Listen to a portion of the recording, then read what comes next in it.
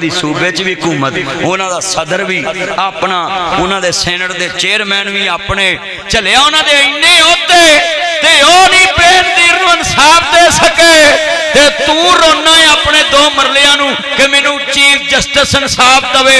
चलिया इत्थे भुट्टो दी बेटी नूं इंसाफ नहीं लब्भा ते तू इत्थे रोंदा फिरना है। इत्थों इंसाफ लाना ते हिजरत करके किसी होर मुल्क चले जा। सच्ची गल कर रहे हैं। मौलवियां दियां बेटियां नूं छापा मारिया ना ते डुब के मर जन मौलवी, मौलवी बोलते ही नहीं। मौलवी अल्लाह ने तुहाडे ते तुसीं सिर्फ मसलक पालिया जे ते तुसीं अपने शोबे की इज्जत ना बरकरार रखिया। साद रिजवी दियां धीआं नहीं, वो मेरियां धीआं।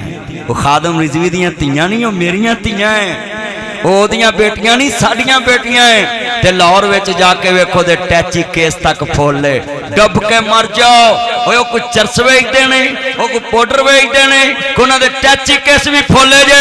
फोलो जाके रायविंड जिथे सारा माल पिया बेईमान चोर ठगदा, फोलो जाके होरां दे वो तुसी उलमा दे घरां नूं पै गए जे, डाका मारिया जे, उन्होंने टैची केस ते चूड़ियां तक विखातियां जे। तुसी तोशाखाना दा मार रगड़ो, तानू कोई पुछे ना। तोशाखाना दियां गड्डियां रगड़ो, तानू कोई ना पुछे। तुसी तोशाखाना दियां गड्डियां च थोड़ी कीमत दे के खरीद लो। और दुनिया दे फराटियो ते नबी लालचियो ते फकीरों ते यतीमों ते मस्कीनों गरीबां दे खजाने दे विचों सस्तियां चीज़ां लेके यूज करन वाले हो। और बनारसी ठगो, तुसी उलमा दियां इज्जतां तक पहुंच गए जे।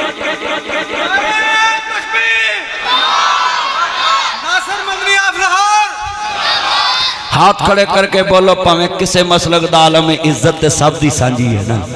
हाथ खड़े करके दसो, इज्जत सब दी सांझी। इत्थे मौलवी अब्दुल गफ्फार साहब दे घर पुलिस पवे ते असीं आखीए भी वहाबियां दा मौलवी है, ते देवबंदियां दे पुलिस पवे ते असीं आखीए देवबंदियां दा मौलवी है। चलियो फिरका प्रस्ती चो निकलो। जदों डाका पैंदा दीन वालियां नूं समझो सारे दीन नूं डाका पिया। ये किधर का इंसाफ है कि एक आलमे दीन की बेटी किसी ने देखी ना हो तो जाके तुसी उन्हें जद्दो कोफ करो, उन्हां दियां मावां भैणां दियां इज्जतां रोलो। सियासत दा नंबर को लाट कीता मुनाफिको, और क्यों उन्होंने तुसी क्रेन निशान लाट कीता ते तुसां क्यों उन्होंने सियासी पार्टी मनिया। अपना सी ठगो, ताड़ियां बुढ़ियां जेल च जाके आखो गैर महरम, ताड़ियां नैब च पेश होण ते आखो जी गैर महरम, ते हुण पूरे सूबे च घुमदी हुण गैर हाथ मिलाउंदी हुण गैर महरम। कसमे वो आलमे दीन दी बेटी दे घर छापा नहीं पिया। मैं नासिर मदनी, मेरियां 4 बेटियां, वो 5वीं मेरी होती है।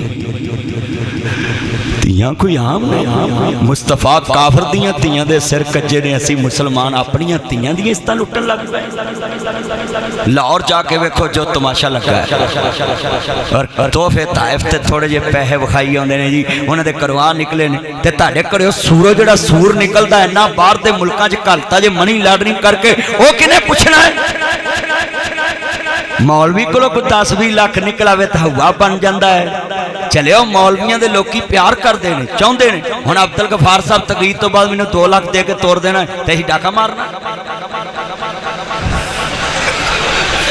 क्यों जी? भी 2 लाख जनाब आला ते लोग पुलिस आके कि भी मौलवी दे घरों 2 लाख निकलाया। आखना प्रोफैसर ने दिता, उन्हें पुछो कित्थों आया। ओए हाथ खड़े करके वादा करो, किसी मसलक दे घर भी आलमे दीन दे घर पुलिस ज्यादती करे तो तुसां मौलवी दे नाल खड़े हो। चुको चुको हाजरा खड़े असी बिल्कुल उन्होंने ज्यादती हो रही है। इस टाइम उन्होंने नाल आ, उन्होंने गोली चलाई बिल्कुल नजायज़ है। उन्होंने दियां घरां च धीआं भैणां दियां इज्जतां नूं हथ पाया, बिल्कुल असी जनाब इस काम के खिलाफ मजम्मत करने।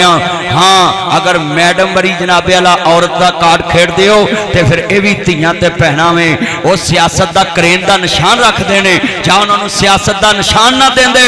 हुण एहतजाज किया पुरअमन ते तुसां जनाब पहलों ही उन्होंने घर जाके डालते हैं ते कदी पुलिस वाले मरते ते कदी वाम मरती है ते गोली अपनी वाम ते चलाउंदे हो। खुदा दा वास्ता है सारी वाम नूं दहशतगर्द ना बनाओ।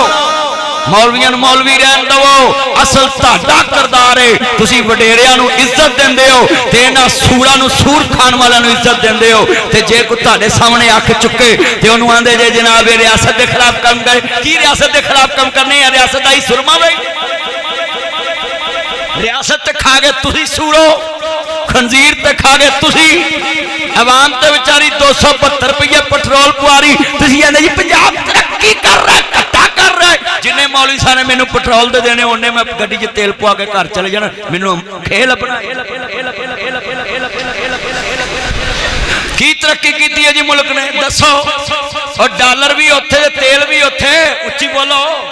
तरक्की की इन्हों ने भी सारी नून लीग थले उत्ते बुढ़ी पै गई, तरक्की की हाथ खड़े करके वादा करो किसी आलम के घर छापा पवे धीआं दी इज्जत ते बोलो असी फिरका नहीं वेखना, असा आलम वेखना तो उहदे नाल खड़ा होना है। जे मौलवी अब्दुल गफार दी मस्जिद ये किसी फिरके दी मस्जिद नहीं है, ये शरीयत वालियां दी मस्जिद, इत्थे शरीयत दा दफा हो।